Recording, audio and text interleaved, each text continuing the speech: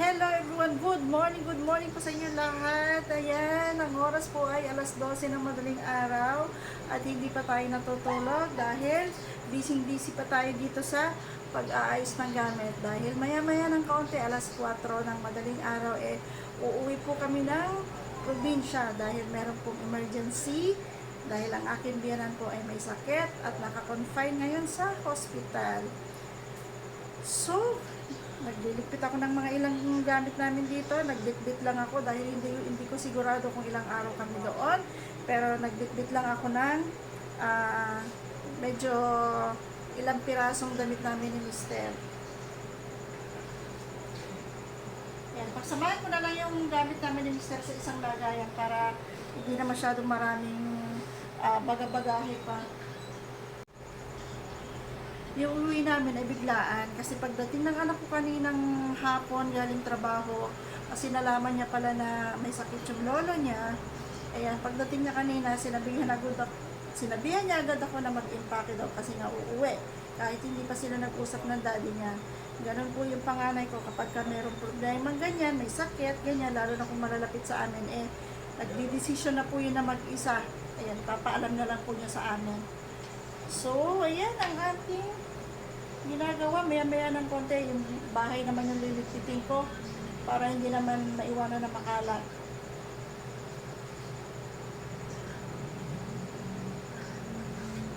Ayan, mamaya ko na isasarayan kasi meron pa akong ilalagay. Ganyan po ako pagka merong lakad, meron akong pupuntahan. Talaga napupuyat ako sa pagliligpit. Kasi nga, hindi naman natin maasikaso magligpit na medyo maaga-aga kasi nga meron trabaho tayo sa tindahan. Mamayang pagdating sa sakyan na lang siguro ako matutulog. Ano naman ang oras naman ng biyahe ay 6 hours, kaya makakatulog tayo at makakapagpahinga maya-maya. Ayun, i-update ko kayo maya-maya pagka paalis na tayo. Good morning po sa inyo lahat. Ayan, ang oras ay alas 8 ng umaga at kagigising lang po natin. Hindi tayo natuloy kanina dahil may kailangan pa silang asikasuhin ngayong umaga. So mamayang 10 o'clock, babiyahe na talaga kami. And ngayong umaga, bago kami umalis, magluluto muna tayo para bago tayo umalis, makakain tayo para dire-diretso na yung ating biyahe para hindi na tayo stop dyan sa daan para kumain. So, lulutuin ko lang ngayon. Eto, may hawak akong talbos ng kamote na galing sa garden ng asawa ko. Yan, nag-harvest na naman siya. Ayan, oh. And mag-adobo lang ako ng manok para mas mabilis. Nakasaing na ako, nakasalang na doon. Ang gagawin ko na lang, i-prepare yung aming ulam. So, i-update ko ulit kayo mamaya-maya pag aalis na tayo. Ayan yung suot natin kagabi sa ating vlog. Ito pa rin yung suot natin ngayong umaga dahil nakatulog na ako pagkatapos kong magligpit at hindi na ako nagbihis kasi alam ko alis kami ng 4 o'clock. Pero, yun, okay lang dahil malinis naman yun ang ating damit. So, okay lang yun. At magbibihis naman tayo ngayon. So, ayan, i-prepare ko muna yung aming tanghalian and babalikan ko ulit kayo maya-maya. And, ayan na, paalis na tayo. Ayan, ako na lang iniintay dun sa labas. Siyempre, ang nanay, laging mag-check muna yan ng kung ano-ano dito bago lumabas ng bahay. So, see you later, Ilocos!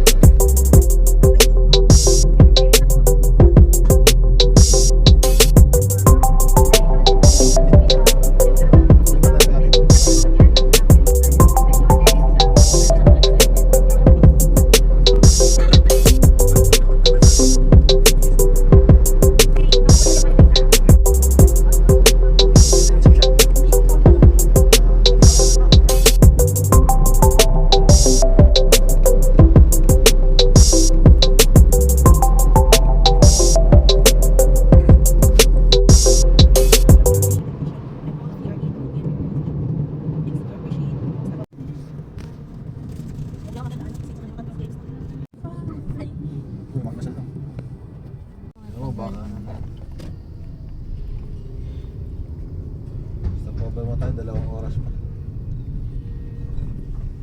Nag-stop over sa La Union na. Hindi pa masira yung yung cake pag hanggang doon di. Wala na ba tayong mabibilhan doon? Bumili ka ba ng cake, ma?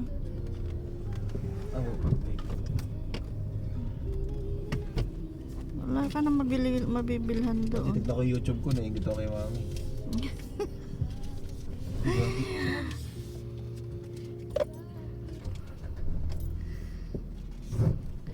Ilang oras na ba tayo nabiyahe? Antog ko. 4.5 na. Mabilis nga tayo eh. Pinalilipad mo kasi yung kotse mo eh. Hindi ako nagwa 100. Ay, nagawa hanggang 100 lang ako. So, matet ng Mahirap sakay. magpabilis ngayon kasi ang tigas ng gulong eh.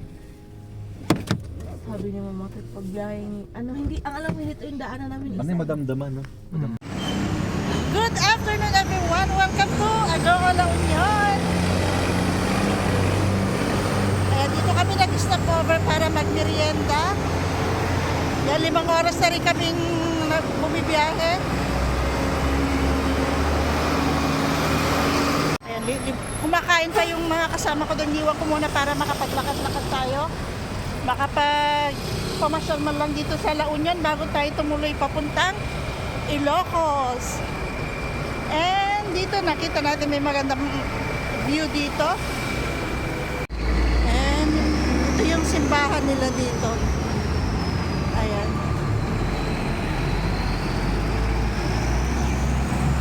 Ayan ang malaking simbahan nila. Ayan yung Jollibee. Alam niyo bang napaka-tagal naming naghanap ng Jollibee kung saan pwedeng makakainan ng Jollibee. Dito lang sa may Agoo kami nakakita. Ay, may misa sila. So ito yung kanilang simbahan. Yan, tara na kasi may misa sila. Hindi tayo pwedeng mag-video dyan. So balikan na natin yung mga kasama natin. Siguro mga mahigit 2 oras pa tayong bibiyahe papunta ng doon sa Ilocos.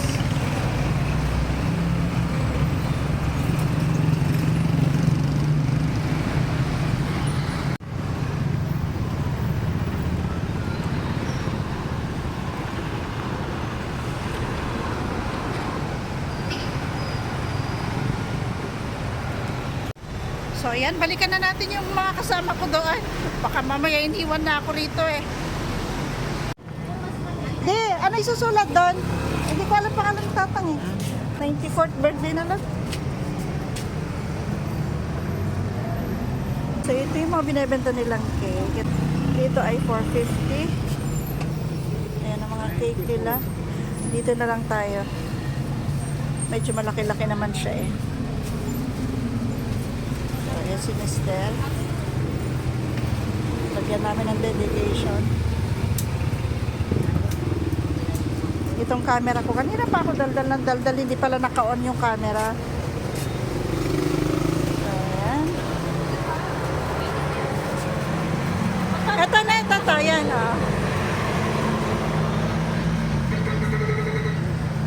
Dito sa side, mga tinapay naman. Kuya, excuse. Bibili tayo. Kuya, lalaki po to? Ito. May piano. Ito. Kuya, lalaki po to? Lalaki? Ate. Lalaki. Si ate. Tsaka piano na pengi ako.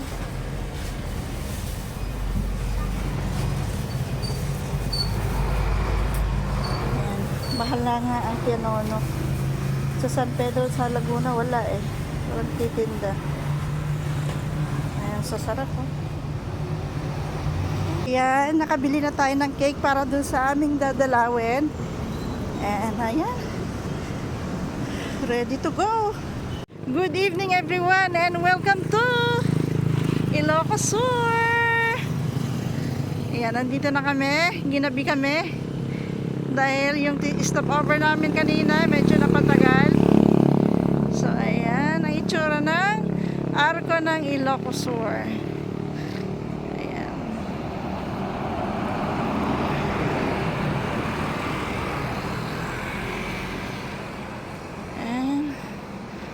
Ayan. Ang oras ay alas 8 ng gabi. At tinan nyo yung kalsada. Wala na masyadong dumadaan. Doon, ng banda, doon sa kabilang side na yon, doon kami nag-stay dati nung huling punta namin ni Mister. Ayan. Doon, banda, papunta. So, ayan, lapitan natin.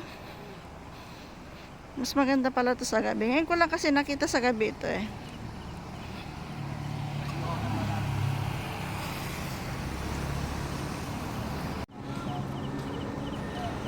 Ayan, humuhuni na po yung mga kuliglig.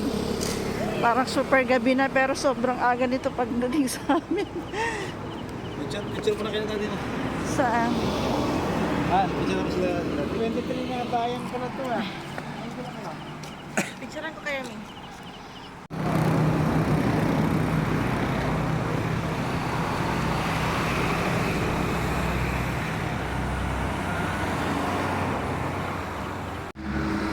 Nakarating na po tayo dito sa pupuntahan namin. Nandito tayo sa may Bio General Hospital. Ayan ang itsura ng hospital nila rito.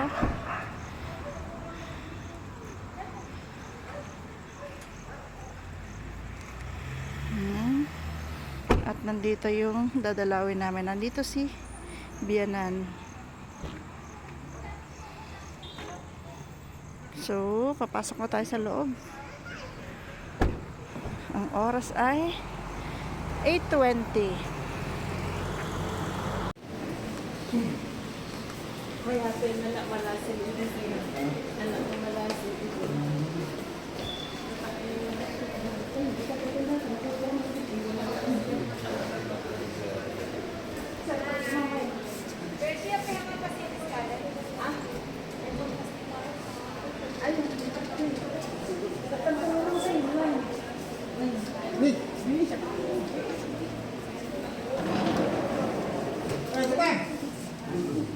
Hello. Ay, hello. Hello, Tata.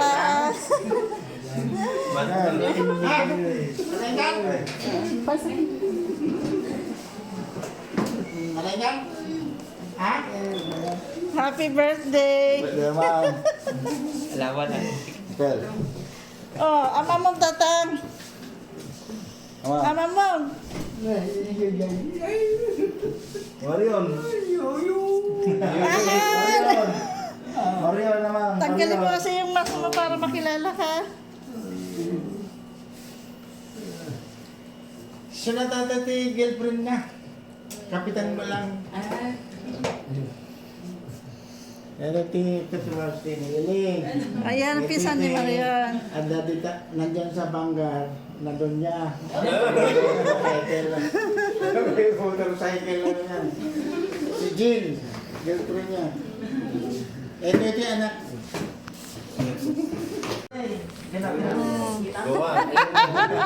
Asan na yung ano niya, yung kandila? Isagot jadi aku kundi itu parang ayon ida na sabu da kanya kan napatu dari sabu ngayon tidak kanya tatain tumbigat ngal daw tiutsu ngay sunga panakay pas ngay kinomo din diyang fitari patunut ako ida nga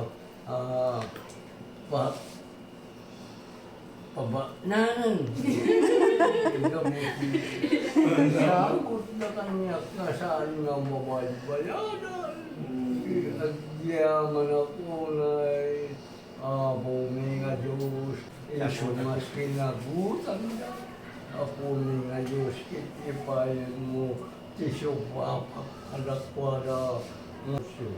Ako nga Diyos, parang ayaw, ako'y daligit yung anak, apo, anak ko, tapos ka, sunutan danto manang, enton maminsan na September 8, Tibay ni paay, tisagot kanya kapuni nga Diyos. Dayaw kayo nga puni nga Diyos. Ngayon, kinapuni nga Isus. Akang kanayo na diyag patingga. Amen. Amen. Amen. Happy birthday! 94th birthday! Ay, balik na tata. Ayan.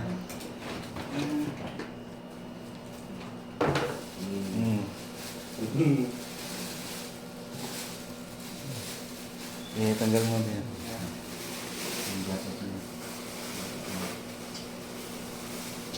Wow. Pag malamig. Ah. Mapalay, gamitin na yan.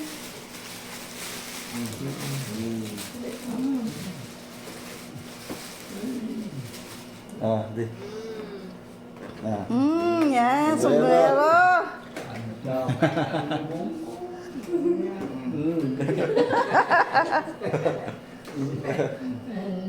Ako na.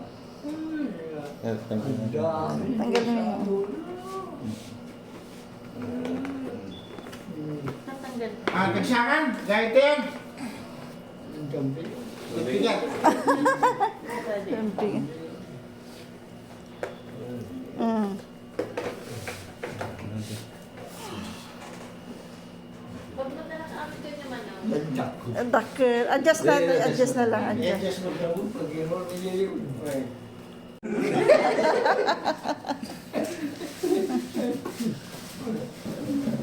Ako kagsakan na rin tayo. Susunod pa rin siya. Ano? Manuwala niya yung plano na. Na-fixa. Ano ba nangyari sa kanya? Nag-regular tayo nag-temperature na nito at 3.5. Ah. Tapos kakapsot. Baka kutunan pa, no? Ito ang pagkat. Baka kutunan. Kakapsot din eh. Nagdalugso eh.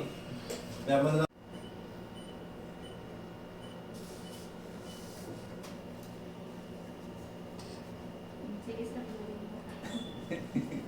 Amo na, napangikikan na. Amo na. Muna.